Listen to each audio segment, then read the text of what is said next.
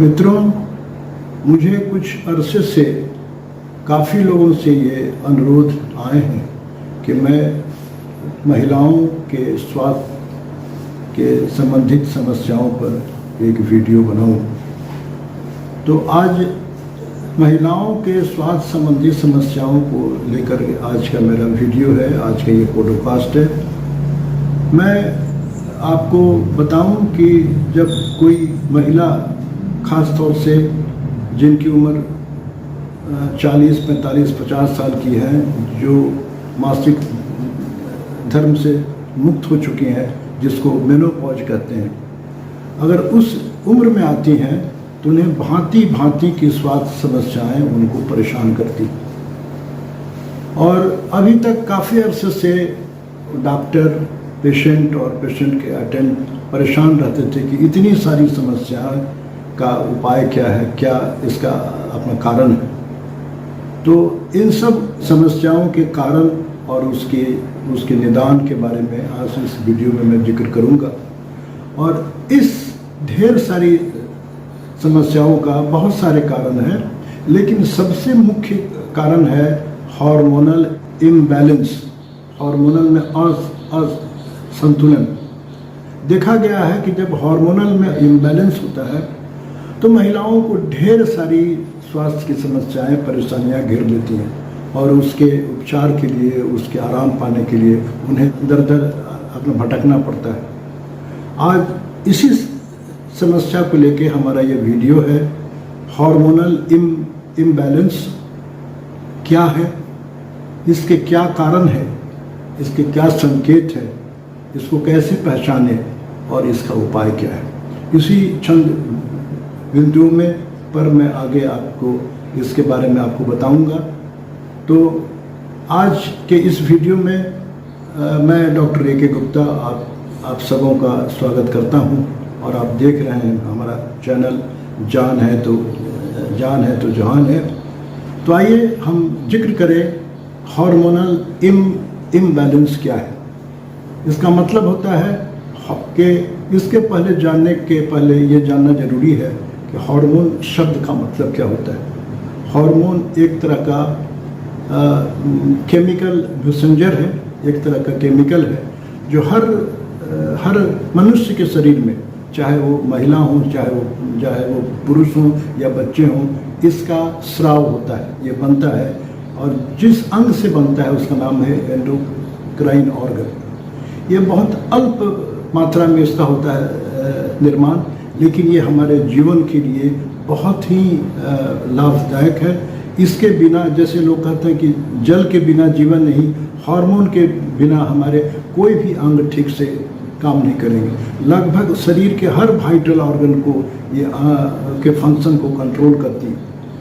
इनके स्तर में थोड़ी सी कमी या थोड़ी सी ज़्यादा हो जाए तो हमारे लिए बहुत सारी परेशानियों का कारण होता है। परेशानियां ही नहीं, ढेर सारे रोगों का भी ये बनता है कारण। अभी तक हमारे जो साइंटिस्ट लोगों ने 50 से भी ज़्यादा हार्मोन की हमारे शरीर में खोज की है। उसके फंक्शंस अलग अलग है। सभी का फंक्शन इस छोटे समय में बतलाना संभव नहीं है। इतना समझें कि इसका उचित मात्रा में स्राव होना हमारे स्वास्थ्य के लिए, हमारे हेल्थ के लिए बहुत ही आवश्यक है। हार्मोनल इम्बैलेंस के संकेत क्या है, कैसे हम समझें कि हार्मोनल इम्बैलेंस होने की संभावना, क्या क्या लक्षण है। मैंने अभी आपको जिक्र किया था कि नींद का कम आना, मूड में बारी बारी से परिवर्तन होना, डर, भय, चिंता, घबराहट, ज़्यादा गुस्सा आना, सर में दर्द का आना, धड़कन का आना, पेट नहीं ठीक रहना, कमजोरी होना, वेट गेन करना, इस तरह भांति भांति के लक्षण हैं। और मेनोपॉज में मासिक धर्म हमेशा से खत्म करने के बाद एक सिम्टम सब महिलाओं को बहुत परेशान करती है कि उन्हें बर्निंग फीलिंग, जलन पूरे शरीर में होती है। उन्हें महसूस होता है कि जैसे आग के भट्ठी में उनको कोई रख दिया है। ये बहुत इंपॉर्टेंट सिम्टम है जो उनको ज़्यादा तंग करती है। रोगों की बात करें तो हार्मोनल इम्बैलेंस सिर्फ लक्षण ही नहीं से परेशान करते हैं, ढेर सारे रोगों का कारण भी है। जैसे आप सबसे मशहूर है बीमारी डायबिटीज़ का के बारे में आप अच्छी तरह जानते हैं। टाइप 1 टाइप 2 डायबिटीज़, थायराइड की बीमारियां, हाइपोथायराइडिज्म या hyperthyroidism, PCOS polycystic disease of ovary syndrome, ये फीमेल में अंडाशय की अपना बीमारी है जिसमें सिस्ट होते हैं। और जिन महिलाओं को होता है उनको इनफर्टिलिटी की शिकायत होती है, जिसको कहते हैं पांचपन। ज़्यादातर महिलाओं में जिन्हें इनफर्टिलिटी की शिकायत है, कुछ लोगों में जांच करने पर PCOS की और या हार्मोनल इम्बैलेंस की शिकायत मिलती है। और इस तरह से हड्डियाँ भी काफ़ी कमज़ोर होती हैं, फ्रैक्चर भी होने का खतरा रहता है। तो इस तरह की जो, और सबसे बड़ी चीज़ है कि आपने देखा होगा कि ज़्यादातर महिलाएं बच्चे के जन्म देने के बाद या मेनोपॉज होने के बाद काफ़ी मोटी हो जाती हैं। तो उनके वेट गेन करने का कारण, एक महत्वपूर्ण कारण है शिथिल जीवन शैली और हार्मोनल इम्बैलेंस। तो ये सब संकेत, लक्षण और ये सब रोग इनके मुख्य असर हैं। अब हम आगे ये देखना चाहेंगे, ये आप हमसे उम्मीद करेंगे, जानना चाहेंगे कि अगर मुझे हार्मोनल इम्बैलेंस का संकेत मिल रहा है या संभावना है तो हम क्या करें। तो आप अगर महिला हैं और आपको हार्मोनल संकेत, खास तौर से अगर मासिक धर्म में आपकी अपनी गड़बड़ी है, ज़्यादा मासिक स्राव होना, कम होना या मासिका बिल्कुल ही अपना बंद हो जाना, और उसके साथ ये लक्षण है, तो आप पहला काम करें कि किसी स्त्री रोग विशेषज्ञ से जरूर मिले। वो आपके अंदरूनी जांच करने के बाद ये पहले रूल आउट करें कि आपको ओवरी यूट्रस की कोई शिकायत तो नहीं है या हार्मोनल के कमी की संकेत है कि नहीं। और दूसरे जो चिकित्सक, फिजिशियन हैं, डॉक्टर हैं, उनसे जाके मिले या एंडोक्रिन के डॉक्टर से मिले। वो आपकी जांच करके बताएंगे कि हार्मोनल का इम्बैलेंस आपके शरीर में है कि नहीं। और एक महत्वपूर्ण सवाल है कि हम हार्मोनल इम्बैलेंस क्यों होता है, उसके क्या मुख्य कारण हैं। तो उसमें ढेर सारे कारण हैं।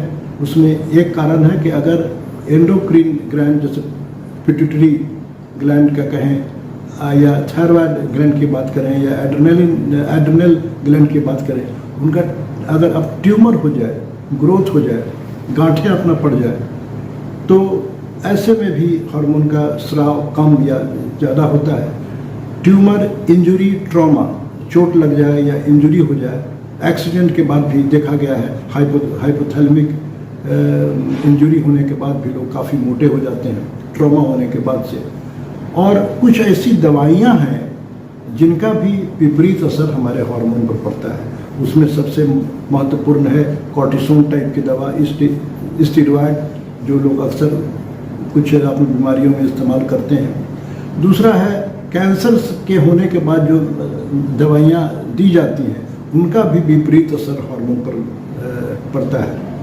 तो और तीसरी जो सबसे महत्वपूर्ण चीज़ है कि हमारी दोषपूर्ण जीवन शैली भी एक महत्वपूर्ण कारण है। और चौथा मुख्य कारण है और सबसे महत्वपूर्ण कारण मानसिक स्ट्रेस, तनाव।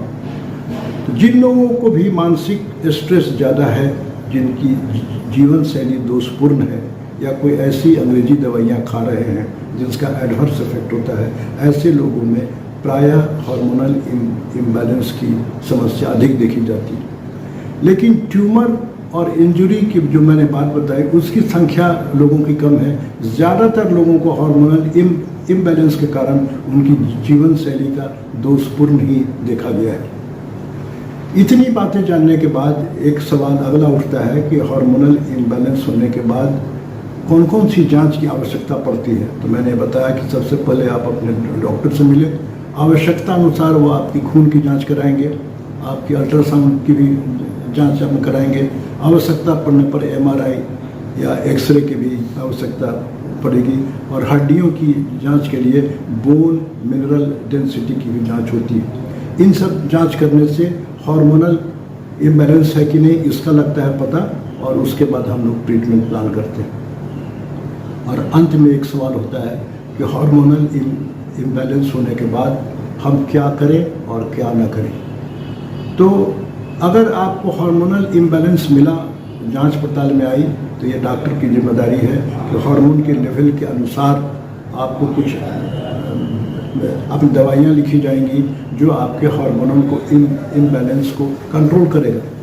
मसलन अगर किसी को थायराइड का हार्मोन की कमी है तो वो थायराइड की दवा थायरोक्सिन वो लिखते हैं। डायबिटीज़ की शिकायत होने पर इंसुलिन की मात्रा जिन दवाओं से बढ़ती है ऐसी दवा लिखी जाती हैं या इंसुलिन से देते हैं।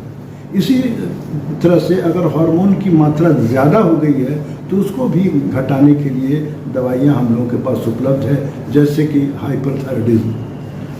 मगर कुछ ऐसे भी लोग हैं जिनको जांच पड़ताल में इस तरह की थायराइड की, डायबिटीज़ की कोई अपना बीमारी नहीं है, फिर भी वो लोग आप परेशान हैं। तो थोड़े से अपने जीवन शैली में परिवर्तन करके बगैर किसी दवाई के इस्तेमाल अपना किए हुए हार्मोनल के बैलेंस को हम लोग व्यवस्थित कर सकते हैं। ये बहुत ही आसान है और किसी ये भी अपना दवाई की आवश्यकता नहीं है।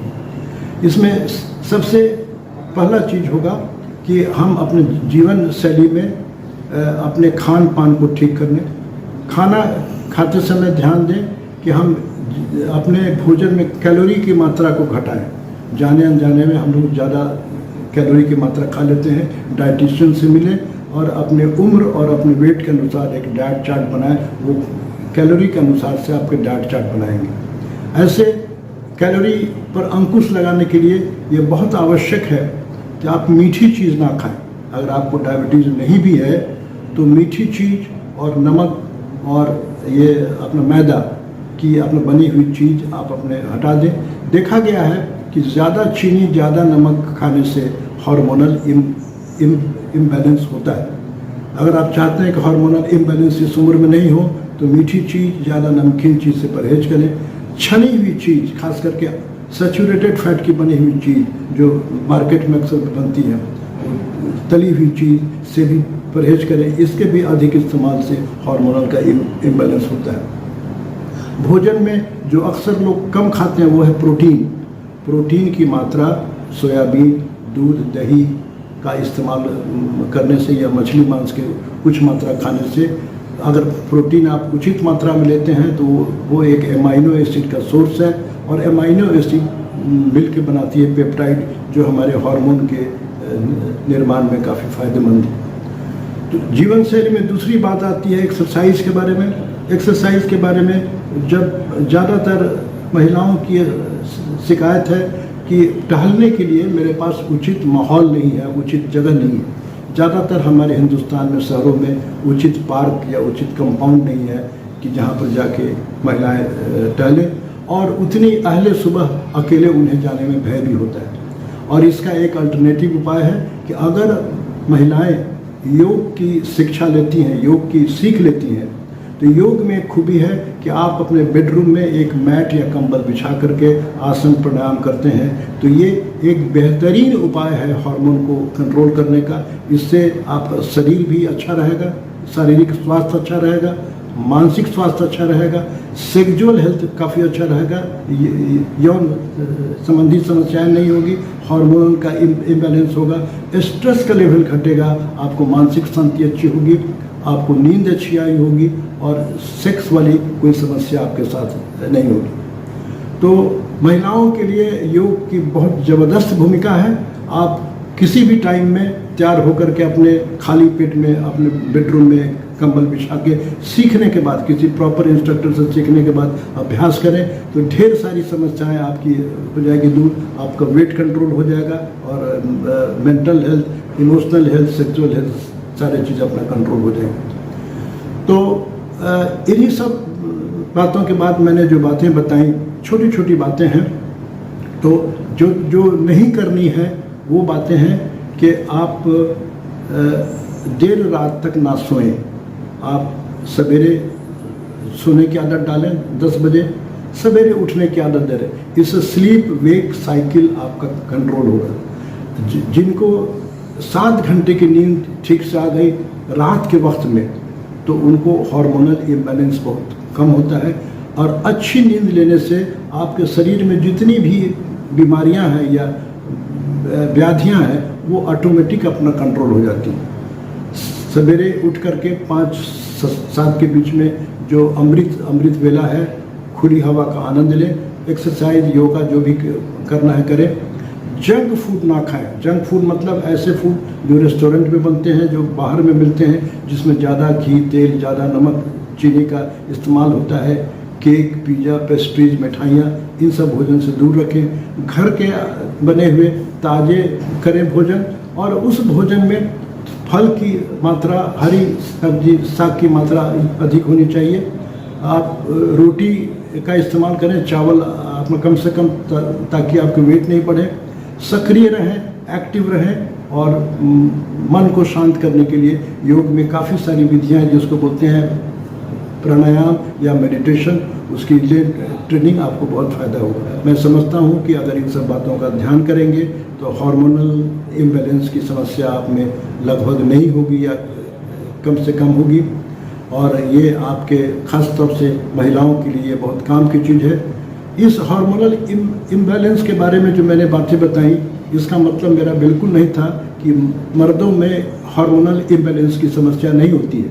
मर्दों में भी हार्मोनल इम्बैलेंस की समस्याएं होती हैं, मगर मर्दों की अपेक्षा महिलाओं में ये ज़्यादा देखी जाती हैं। क्योंकि महिलाओं में मासिक धर्म शुरू होने के समय से लेके मासिक धर्म हमेशा के खत्म होने की जो अवधि होती है, महिला को child birth, pregnancy, breast feeding से गुजरना पड़ता है, और काफ़ी तरह के हार्मोनल में वो उतार चढ़ाव होता है। तो पुरुषों में भी होती है, और वो इसी तरह से हम लोग जांच करके इसमें जो कमी, डायबिटीज़, थायराइड वगैरह जो भी होती है, उसका इलाज करते हैं। इन्हीं शब्दों के साथ मैं आज की वीडियो को समाप्त करता हूँ। और समाप्त करने के पहले मैं एक बात आपको जानकारी दे दूँ कि मैंने जो योग के बारे में आपके बातें बताई, आपकी सहायता के लिए, आपकी जानकारी के लिए, इस वीडियो के अंत में डिस्क्रिप्शन में मैं कुछ योग के वीडियो आपको दे रहा हूं, जो उसको आप ध्यान से देखें। आपके बहुत काम की चीज़ है और बहुत आसान है, आपको हेल्प मिलेगा। तब तक आप स्वस्थ रहें, सुरक्षित रहें, खुश रहें, और इस वीडियो को शेयर और सब्सक्राइब करना ना भूलें। धन्यवाद।